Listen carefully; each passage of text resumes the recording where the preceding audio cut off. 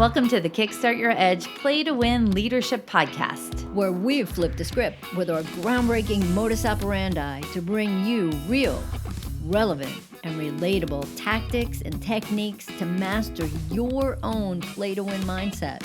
Talk about a superpower. It's time to iron your cape. What we know for sure is what got you here won't get you there. You can't see the spinach in your own teeth. And finally, hang on, because this one is really deep. Once you realize that you are the traffic, everything makes complete and unadulterated sense. Welcome to the Edge, where playing not to lose is not an option. Hey, Jen, I have a quote. I would love to hear your quote. You want to hear my quote? I do. Most people today rarely step out of their comfort zones. We are living progressively sheltered, sterile, temperature-controlled, overfed, under-challenged, safety-netted lives. And it's limiting the degree to which we experience our one wild and precious life. And the poet Mary Oliver said that. Yes. I've heard different versions of that along the way, and I love that. Repeat the part under under-challenged. We're living progressively sheltered, sterile, temperature-controlled, overfed, under-challenged, safety-netted lives. Yeah. And it's interesting. I think that we can all probably reflect back to a moment in time, a period of time, years of time, depending on who you are, where that was true for you, right? We can get into rhythms of routine or boredom or not purposeful or just kind of going through the motions. But it's really about you have one precious wild life, and it's how are you going to make the most of it? How do you play to win in this world of being sure that you're challenging yourself and getting outside of your own comfort zone without a safety net required? Yeah, you know what? This quote, I start reading and then I start reading something else and I just get 15 clicks into some, articles all over the place. But after I read this quote, I also read something else that talked about that in spite of this, that we're craving that kind of comfort thing, it shows that there's evidence, I don't know what study it was, but there's evidence that shows people are at their best when they're working physically harder, and then they get mentally tougher, they're spiritually sounder after they experience discomfort. And it's funny because if you think about that, like apparently our ancestors had to do that all the time. Right.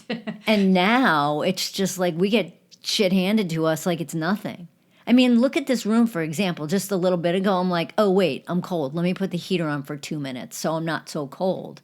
Like, they didn't have that luxury, so they got tougher.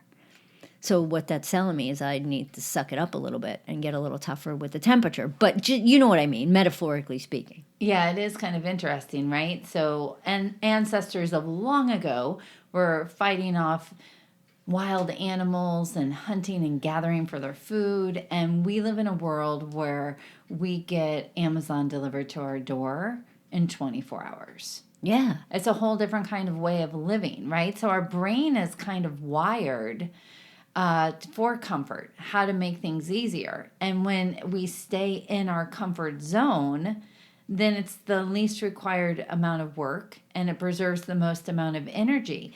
But as you and I know, Karen Sullivan, we got a lot of energy to burn. Oh my gosh, right? We don't need to preserve energy. We need to actually put forth more effort and more energy to be able to get the life that we want. Karen and I often get asked questions why are you so positive? And why are you always going for bigger goals? And why don't you just relax and stuff? And I think it comes down to sort of what is the purpose and why are we here? And I know mine is so that I can experience as many experiences in life. Like I want to live a big, full life with a lot of different experiences, with a lot of different situations, with finding myself in a wide range of everything that life has to offer. Yours is a lot of times because you can. Oh, totally. Absolutely, because I can. And I think that that's a big part of so much of what we do. And so often people, they do ask us these questions. So, well, why, how come this? How come that? How come that? Well, because we can, and that's it. It's about stretching yourself. It's about trying different things. It's about not expecting to nail something, exactly right, because that doesn't matter. Like, you're just in the experience. Like you just said, you want to have the most experiences. Like, what experiences are we in, and how I'm trying to think how I want to say this.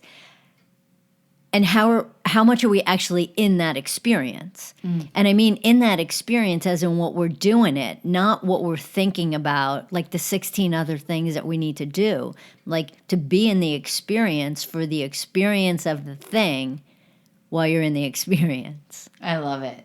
Well, and it comes down to a really big question with what are you willing to risk? Yep. And that's huge, because so often, like that quote said, people are so, they want to have these self-imposed safety nets.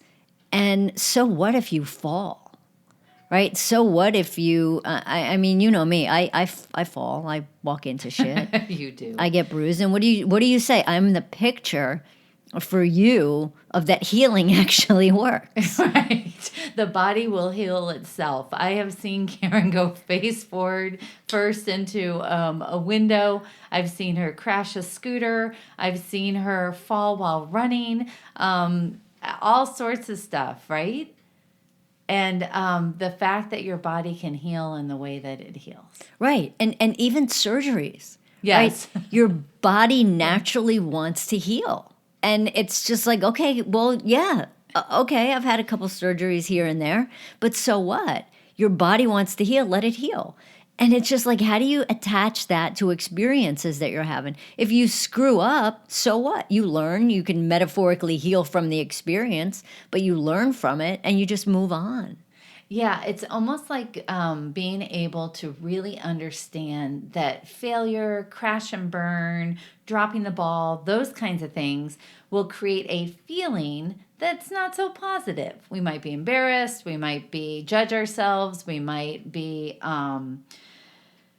disappointed, but we can handle those emotions. The worst things that happen is an uncomfortable emotion that you then need to process. So we started out this year with talking about playing to win versus playing not to lose. And playing to win is really about, as Karen likes to say, trading in the recliner and the bunny slippers for a larger life, Big time. for getting outside of your comfort zone. Yeah, and you figure out what your own thing is that you're trading in. All right, do you want to go heli skiing? Is it that is the biggest fear for you right now, public speaking? Is the biggest fear for you now hitting, I don't know, whatever it is that you hit to go live on your website? Is the biggest thing to speak in front of, your team in a meeting? Like, those things are just, you've created this fear in your head that, like, you do know that you made it up, right? Because it's not really real. So it's really understanding that playing to win isn't necessarily about sunshine and lollipops, but what it is playing to win allows you to stretch out of that comfort zone to find that next level. And who cares if you drop the ball, right? If you're skiing, who cares if you fall. When I used to ski all the time, my motto was, if I'm not falling, I'm not trying. and so that's, and I used to be a pretty good skier, and I think that was why, because it was like, all right, so what? You fall, you're, looking for your ski somewhere in the woods, you put your ski back on, and you just go. And that's how you get better. You don't get better by staying on the bunny hill. You get better by doing the the double black diamonds. So it's interesting because if you think about it, this is your own self-reflection time. If you are not happy where you are right now in life, or you're not inspired by where you're headed, then you have to really look at your life and where do you have safety nets? Because that's what we get to create. We get to say, where am I going? What do I want to achieve? What do I want to accomplish? How do I want to show up in this world? If I'm a leader in an organization, how am I going to lead? How am I going to make impact? Be inspired by your own vision of what's possible. And so, when we think about a play to win leader, it is about having a risk to potential reward. It's about really being open to new opportunities, understanding who you are today and who it is that you can be, and using that to inspire yourself to step into the next best version of you. And Jen, I'm gonna as we are gonna close this out, I'm gonna close this with another quote. And this quote actually comes from a book called The Comfort Crisis. And the author actually talks about, he says, comforts and conveniences are great, but they haven't always moved the ball downfield on our most important metric, happy, healthful years. Perhaps existing only in our increasingly overly comfortable, overbuilt environment and always obeying our comfort drives has unintended consequences and caused us to miss profound human experiences. I love it. Thanks for listening to the Kickstart Your Edge Play to Win Leadership Podcast. Craving more? Of course you are.